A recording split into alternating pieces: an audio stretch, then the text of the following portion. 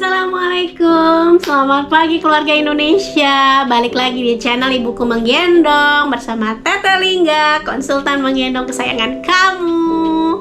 Oke, di video kali ini kita akan ngebahas gimana caranya kita tahu bayi kita itu aman di dalam gendongan.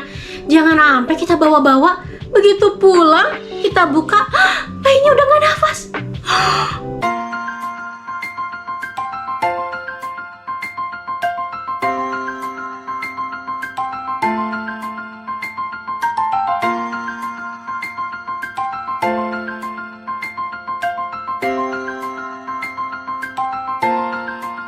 Di video kali ini kita akan ngebahas kumaha ya, gimana caranya kita tahu bahwa bayi kita itu aman di dalam gendongan.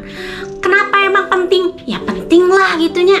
Karena ya di tahun 90-an banyak kasusnya, bahkan di awal 2000-an aja deh, mungkin sampai sekarang juga ada ya, masih ada gitu. Kasus bayi itu meninggal di dalam gendongan. Kumaha ceritana? Yang paling terakhir Tete baca ada kasusnya itu ya di Australia. Jadi ibunya itu bawa anaknya digendong gitu, mau vaksinasi ke rumah sakit. Dia gendong lah anaknya ya kan, dia tutup pakai kain gendongan gitu. Anaknya lagi tidur ditutup gitu kan. Terus ya udah dia jalan aja gitu ke tempat vaksinasinya, ke rumah sakit. Begitu nyampe di rumah sakit, kok bayinya membiru. Siap bayinya udah nggak nafas. My God, innalillahi gitu. Ternyata bayinya meninggal di dalam gendongan. Nah ini kan kita nggak pengen lah ya itu sampai kejadian sama anak-anak kita. Matakna School of Baby Wearing UK ngeluarin yang namanya pedoman, panduan buat kita orang tua untuk mastiin kalau pada saat kita gendong anak kita itu tetap aman dan juga faktor kenyamanan ya. Nah, apa aja sih? Kita singkat si panduan ini namanya TICS. T-I-C-K-S. TICS. Singkatan tina naon? Nah, kita akan bahas satu persatu. T yang pertama itu tight, artinya erat, ketat gitu. Maksudnya tuh kumaha gitu, erat ini teh. Maksudnya si gendongan itu erat mendekap tubuh bayi dan tubuh orang tua. Jadi mau misalnya kita gendong bayi, nah bayinya itu kalau kita bergerak gitunya, bayinya itu nggak terayun-ayun gitu. Jadinya teh bener-bener disupport sama gendongan. Kalau misalnya kita gerak ke bawah, ke samping, ke kanan, bayinya keayun-ayun gitunya, oclag-oclagan, nah itu artinya nggak erat. Gimana kalau misalnya terlalu takutnya bayinya jadi nggak bisa nafas gitunya, malah terlalu erat, malah terlalu ketat. Kumaha carana biar dia sama-sama nggak sakit gitu ya, kita atur gendongan anak. Kalau misalnya kita ngerasanya sesek, percayalah bayi juga ngerasa sesek. Jadi benar-benar kitanya nggak sesek, bayinya juga nggak sesek. Kitanya nyaman, bayinya juga pasti nyaman. Tapi pada saat kita gerak, si bayi itu teh nggak oclag-oclag, nggak goyang-goyang teuing.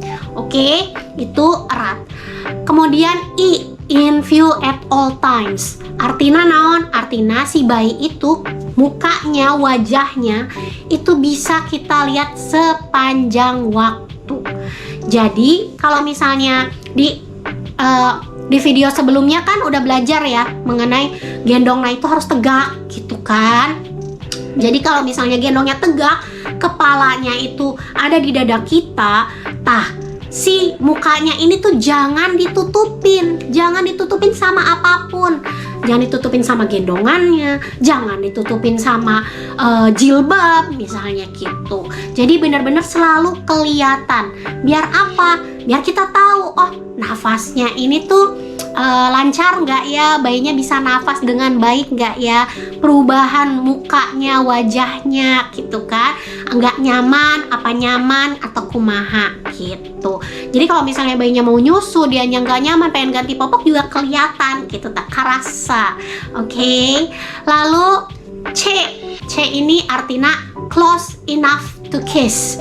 Nyata si kepala bayi ini harus cukup dekat sama bibir ibu. Jadi gampang pisan dicium. Nah, jadi nggak sampai kita teh sampai ke nunduk-nunduk gitunya, si badan teh nunduk-nunduk gitu, itu terlalu bawah kayak gitu ya. Kita harus nunduk untuk nyium kepala bayi kita, itu terlalu bawah.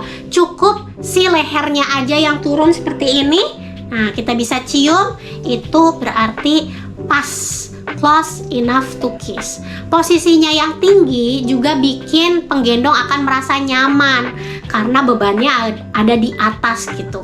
Jadi kita tuh jadi nggak gampang pegel, mau durasinya lama gitu, ngegendong nanti lama, santai aja, semuanya nyaman. Oke.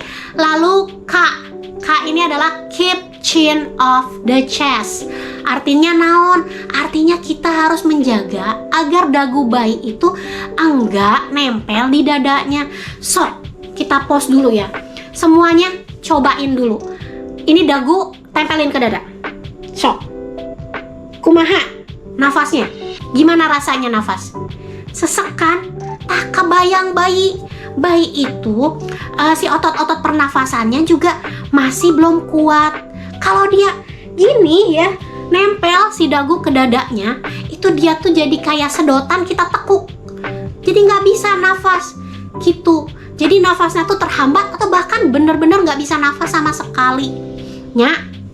Jadi benar-benar kita harus menjaga dagunya ini minimal ada 2 jari kita nih antara dagunya sama dadanya. Biar apa? Biar dia nafasnya tetap lancar. Ini penting banget si keep chin off the chest ini. Oke. Kemudian yang terakhir S. S ini apa? Yaitu supporting back. Si gendongan itu harus menopang punggung bayi dengan baik. Jadi kalau misalnya newborn ya, newborn itu kan kepalanya masih oglek-ogleknya. Kan kan otot-ototnya masih belum kuat gitu. Nah, kita harus topang sampai maksimal. Nih maksimalnya yaitu di bawah telinga di sini, di bawah telinganya. Nggak boleh kita naikin lagi, nggak boleh. Nanti jadi nggak in view at all times kan. Jadi kita di sini untuk menopang si kepalanya gitu. Jadi nggak boleh naik lagi ya. Semakin nanti bayinya itu semakin besar, nanti teh dia punya kontrol tubuh yang baik gitunya. Udah bisa ke kanan ke kiri badannya. Gendongannya nggak mau tangannya di dalam lagi, pengen keluar, gendongannya sampai ketiak aja itu boleh. Oke, apalagi terutama bayi-bayi yang udah bisa duduk mandiri, biasanya nggak mau tuh tangannya di dalam, pengen dikeluarin gitunya, biar dia bisa ngambil, bisa ke kanan ke kiri ngeliat. Nah, itu boleh pisan, nggak masalah. Yang penting itu kita lihat kumaha sih tumbuh kembang bayinya lagi ngapain, kira-kira kuat nggak ototnya gitu. Kalau misalnya newborn tentu aja kan belum kuat, harus ditopang sama gendongan. Jadi gendongannya harus menopang dari belakang lutut bayi sampai ke punggung bagian atas. Oke, maksimal di bawah telinga, nggak boleh lebih naik itu. Oke, nah itu dia si tics. Tics ini enggak meliputi kondisi iklim, sebenarnya masih banyak kekurangannya. Misalnya ya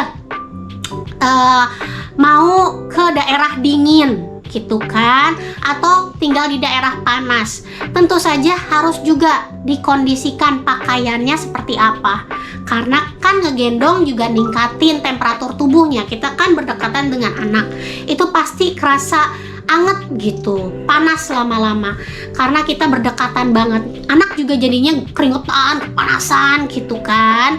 Nah, disesuaikan juga kalau misalnya kondisinya emang dingin kayak di Eropa atau di di kaki gunung gitunya, emang dingin, harus pakai baju yang lebih tebal tentunya. Tapi kalau misalnya panas, udah baju tipis aja, nggak usah dipakein jaket lagi gitu. Baju pakai cotton yang nyerap keringat, udah gendong enak deh. Jadi yang benar-benar kalau misalnya bayinya kepanasan juga kita kipasin tuh udah gitu, atau kaos dalam aja juga nggak masalahnya. Oke, kemudian juga misalnya kegiatannya apa ya kan, kita misalnya mau jalan ke mall, mau jalan ke gunung, mau jalan ke pantai, ya pasti beda pakaiannya, alat-alat yang harus dipakaikannya gitu kan. Misalnya, oh ke pantai nih panas pisan, ya udah pakein topi atau pakein sunscreen gitu buat bayi. Nah ini tidak meliputi hal-hal seperti itu, tapi orang tua harus punya common sense gitunya, general knowledge lah, apa sih yang diperlukan sama bayi. Nah kalau panas-panasan ya pakai sunscreen, ditopiin gitu kan. Tapi kalau misalnya ini lagi panas, kita di rumah aja, ya udahlah pakai kutang aja bayinya, nggak usah pakein jaket segala macam gitu. Oke, tah eta panduan dari School of Baby Wearing UK mengenai keamanan bayi di dalam gendongan. Nah ini berlakunya gendongannya mau apapun, cara gendongnya mau gimana pun gitunya, tetap tics. Jadi setiap kali kita ngegendong bayi, kita langsung inget tics. Udah cukup erat belum nih gendongannya? Bayinya selalu kelihatan enggak, ya kan? Kemudian dia juga cukup tinggi nggak untuk gampang dicium. Kemudian dagunya dijaga nggak nempel ke dadanya dan si gendongan menopang sampai punggungnya gitu. Setiap kali kita ngegendong. Ya kalau misal lama-lama kan langsung kerasa ya, oh udah ada tics nih. Oh belum nih, kurang tinggi. Ya kayak gitu. Oke. Tah gitu aja ya untuk part kelas menggendong kali ini. Kita akan lanjut di part selanjutnya tentang posisi bayi di tubuh penggendong itu bisa di mana aja sih?